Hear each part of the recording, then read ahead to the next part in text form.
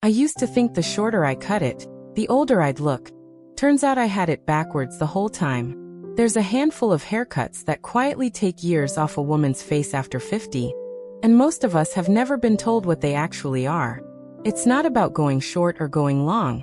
It's about 5 specific cuts that work with what your face is doing now, not what it did at 30. I've watched women walk out of a salon looking tired and walk out somewhere else looking like themselves again, just because of the cut. I researched the best haircuts and styling fixes for women over 50, so you get real results fast. If you haven't already, hit subscribe. I cover this every week. Part 1. The jaw skimming bob that lifts everything. Here's something nobody tells you. The exact length of your haircut can either lift your whole face or drag it straight down, and most women are wearing the drag it down version without knowing it. It's not your skin. It's not your bone structure changing overnight. It's the length sitting at exactly the wrong spot on your neck.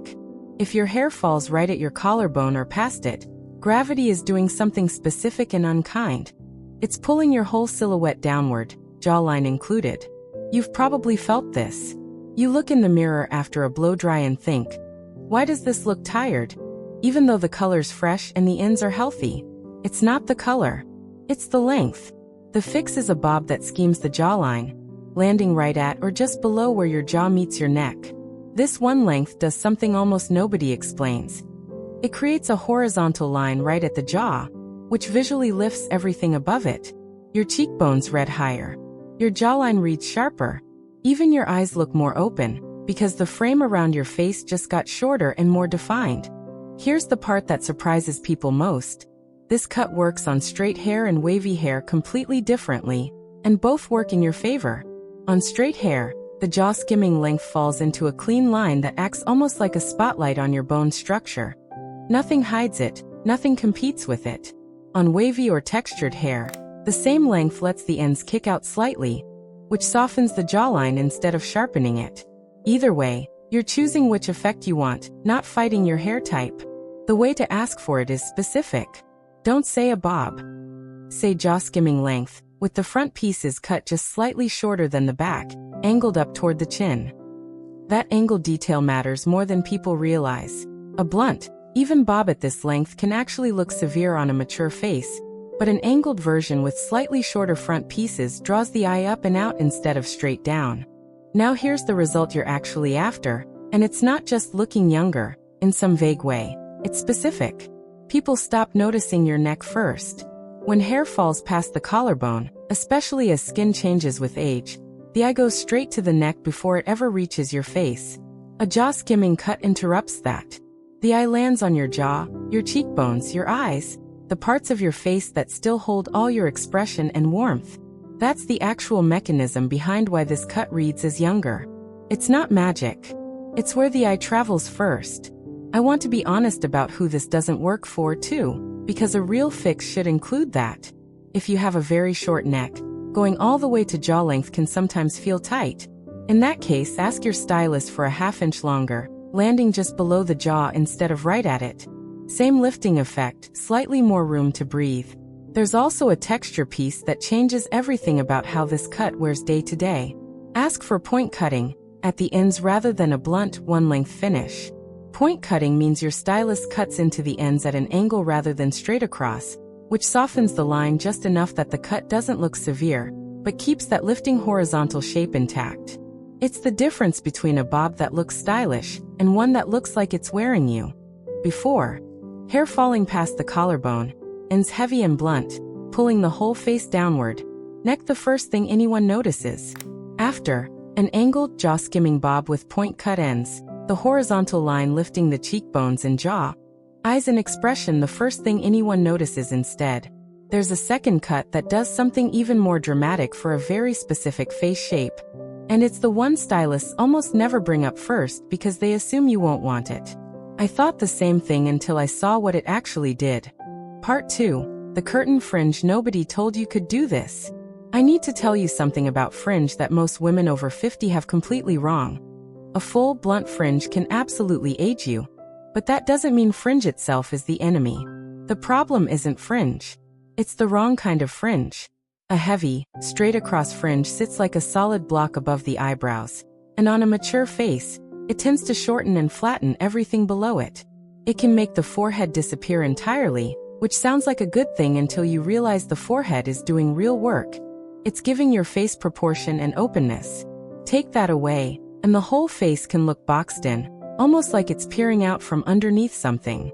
The fix is what stylists call a curtain fringe, soft, face-framing pieces that part in the middle and sweep outward past the temples, rather than sitting in one solid block.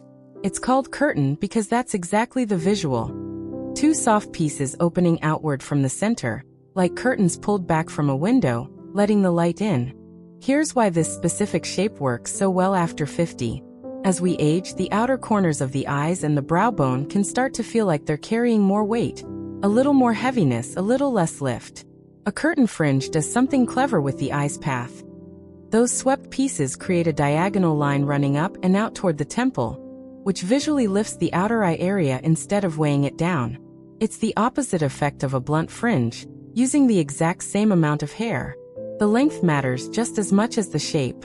Ask your stylist to cut the curtain fringe, so it grazes the top of your cheekbone, not your eyebrow. Too short, and it can read as severe again, undoing the softness you're going for. Grazing the cheekbone gives it movement. It can be tucked behind the ear on a day you want it out of your face, or worn loose for a fuller, softer look. That flexibility is part of why this cut lasts so well between salon visits, too. It grows out into itself rather than needing constant trims to keep its shape.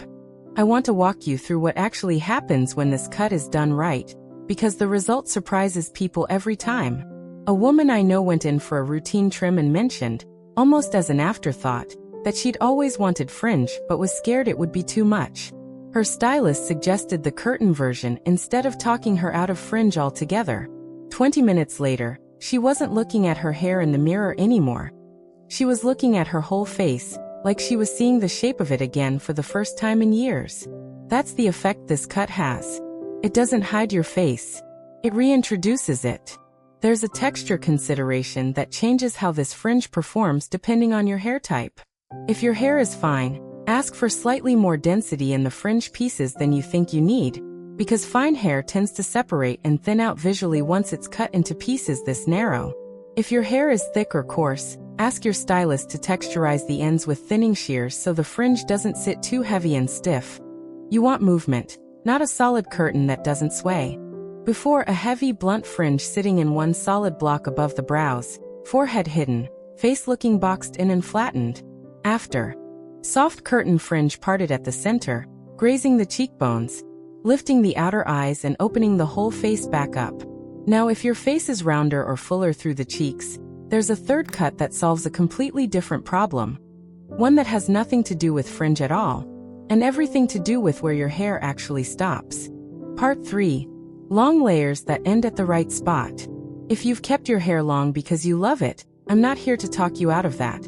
But I do need to tell you where most long cuts on mature hair go wrong, because it's rarely the length itself. It's the ending. Specifically, where the layers stop and start. A lot of long haircuts on women over 50 are cut with layers that begin too high, right around the cheekbone, and it creates a shape that widens the middle of the face instead of narrowing it. You end up with volume exactly where you don't want it, and none where you do. It's subtle, but it's the difference between long hair that looks intentional and long hair that just looks like it hasn't been cut in a while. The fix is long layers that start at or below the chin, not at the cheekbone. This single adjustment changes the entire shape of how the hair frames your face. Instead of volume building outward at the widest part of your face, the hair stays closer to the head through the cheek and jaw area, then opens up into movement lower down, past the chin. The result is a face that reads narrower and more sculpted, with all that beautiful length still intact. There's a reason this matters more after 50 specifically, and it comes down to how the face changes shape over time. Many women notice their face widening slightly through the mid-cheek area as they age, which is completely normal and has nothing to do with weight. But hair that also adds width in that exact spot compounds the effect. Moving the layers down below the chin removes hair volume from the area that's already carrying the most visual weight, and puts it lower, where it works with your shape instead of against it. The other piece that makes or breaks this cut is what happens at the very ends. Ask your stylist for face framing layers, specifically at the front, Cut a few inches shorter than the rest of the length, angled to fall right around the collarbone. These shorter pieces do the same lifting job the jaw skimming bob does in part 1, just within a longer overall cut. They create movement and a subtle line near the jaw, even though the majority of your hair stays long. Here's the outcome that actually matters, beyond the shape itself. Long hair cut this way moves differently, and movement reads as youth almost more than length or color ever does. Hair that's one heavy length with no layering tends to move as a single block. It swings, but it doesn't have that soft, separated motion you see in hair that's been layered thoughtfully. When your hair moves in pieces instead of as one slab, it catches light differently with every small motion of your head, and that visual liveliness is doing more work for how youthful your hair reads than the actual color or length ever will. If your hair is thinning at all, which is common and nothing to be self-conscious about, this cut still works with one adjustment. Ask your stylist to keep the layers slightly less aggressive, meaning less dramatic difference in length between the layers, so the ends don't look wispy or sparse. Softer, closer together layers on thinning hair still give you that below-the-chin shape and the face framing effect, just without emphasizing any thinness at the ends. Before, long hair with layers starting high at the cheekbone, adding width right at the widest part of the face, moving as one heavy block. After, long layers beginning below the chin with shorter face framing pieces near the collarbone, narrowing the face and moving in soft, separated pieces. There's one more cut left, and it might be the most misunderstood one on this entire list. The one most women over 50 are told to avoid completely, when it's actually often the opposite. Part 4. The short pixie almost nobody attempts correctly. Everyone assumes a pixie cut is either the boldest choice on this list or the most aging one. And almost nobody explains why the same cut can produce completely opposite results depending on one detail most stylists rush through. That detail is height at the crown. A pixie cut with little to no height at the crown, cut close to the head all over, can genuinely age a mature face. And here's the actual mechanism behind it, not just an opinion. As hair naturally thins slightly with age, a very close, flat pixie can expose more scalp than intended, and it removes the softness that hair naturally gives to the top of the head. Without that softness, the face below it can look more angular and tired than it actually is. The fix isn't avoiding the pixie. It's building height and texture specifically at the crown, while keeping the sides and back short. Ask your stylist for textured pixie with volume at the crown. This means the top pieces are cut slightly longer than the sides, with layers that let them stand up and forward slightly, rather than lying completely flat against the scalp. This height does something that surprises most women the first time they see it. It elongates the whole face. A flat pixie shortens the vertical line of your face because there's no lift drawing the eye upward. Add height at the crown, and suddenly your face reads longer and more balanced, especially if your face tends toward round or square. It's the same principle as wearing your hair in a slight updo versus completely flat. Height changes proportion, every time. There's a specific reason this cut reads as strikingly youthful when it's done well. And it has to do with confidence signaling, not just proportion. A pixie is a cut that requires commitment. There's nowhere to hide, no length to pull back or tuck away. When a woman wears one well, it visually communicates ease and self-assurance before a single word is spoken. That's a huge part of why this cut, done correctly, reads as younger. It's not just the shape. It's what the shape says about the woman wearing it. The color piece matters here more than with any other cut on this list. With so little length, every strand is visible, which means uneven gray coverage or flat, single-tone color shows immediately. Ask your colorist for soft, hand-painted highlights around the crown specifically, a shade or two lighter than your base color. This does two things at once. It adds the illusion of even more dimension and lift right where you're already building height with the cut, and it softens the look of gray regrowth between color appointments, since the highlights blend naturally with new gray coming in rather than creating a hard line. I want to be honest about face shape here too, because a pixie doesn't flatter every shape equally without adjustment. If your face is longer, ask your stylist to keep the crown height more moderate, and add slightly more length and texture at the sides near the cheekbone instead, which adds width where a long face needs it rather than more length where it doesn't. Before, a flat, close-cropped pixie with no lift at the crown, exposing scalp and shortening the face, reading tired rather than bold. After, a textured pixie with real height and volume at the crown, hand-painted highlights adding dimension. The whole face reading longer, lifted and unmistakably confident. There's one haircut left, and it's the one I saved for last on purpose, because it's the cut that works when nothing else on this list quite fits. When your hair won't cooperate with length, your face shape doesn't match the others, or you just want something in between. Part 5. The shag that fixes fine hair for good.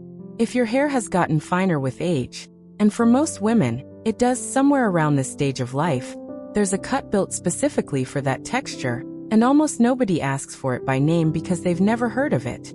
It's a modern shag, cut with layers throughout, not just at the ends. Here's the problem this solves that no other cut on this list touches. Fine hair, cut in one solid length with no layering, tends to lie flat against the head, and can look thinner than it actually is, simply because there's nothing breaking up the surface to create the illusion of volume. You can have a perfectly healthy head of hair and still feel like it's disappearing, just because of how the ends fall. A shag works completely differently. Layers are cut throughout the whole head, not just around the face, which means every section of hair has movement built into it. Instead of one flat sheet, you get texture, separation, and lift happening everywhere at once, which reads as significantly more volume, even when the actual amount of hair hasn't changed at all. The way to ask for this matters, because shag means different things to different stylists. Say specifically, layered throughout with texture at the crown and ends, not just face framing layers. This distinguishes it from a cut that only has layers near the face, which won't solve the flatness happening everywhere else on the head. You want the layering distributed through the whole shape, top to bottom.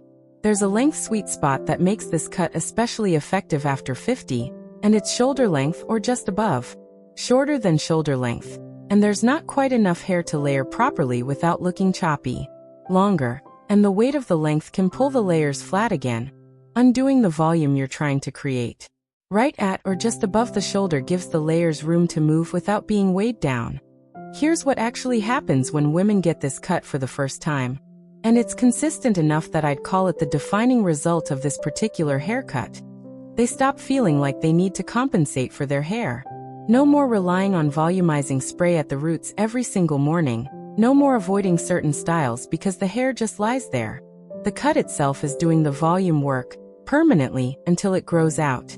That's a completely different relationship with your hair than constantly managing a texture that isn't cooperating. There's one more piece that makes this cut last well between appointments, and it's about how you dry it. Because the layers are already built in, you don't need heavy styling to see the effect. Rough drying with your fingers, lifting gently at the roots as it dries, is often enough to show the shape fully. This matters especially if your styling routine has gotten shorter over the years, which is true for a lot of us. The cut is doing more of the work than the styling now has to. Before, fine hair in one flat, unlayered length lying close to the head, needing volumizing product just to look like it has substance. After, a shoulder-length shag with layers built throughout, natural movement and lift at the crown. Volume that doesn't depend on styling to hold up. 5 cuts, 5 completely different problems solved. And if even one of these sounded like your hair, you already know which stylist conversation you're having next. So now you know the actual mechanics behind 5 haircuts that genuinely lift and soften a mature face. The jaw skimming bob, the curtain fringe below the chin long layers, the textured pixie, and the layered shag. And you know exactly what to say to your stylist for each one. Not just the name of the cut. That's the part most people never get. Which one matches your hair right now? Tell me in the comments. I read every single one, and I want to know which cut you're bringing to your next appointment. Next week I'm breaking down the exact color techniques that pair with each of these cuts to double the effect. Like this video, subscribe to Timeless Wisdom Path, and I'll see you in the next one.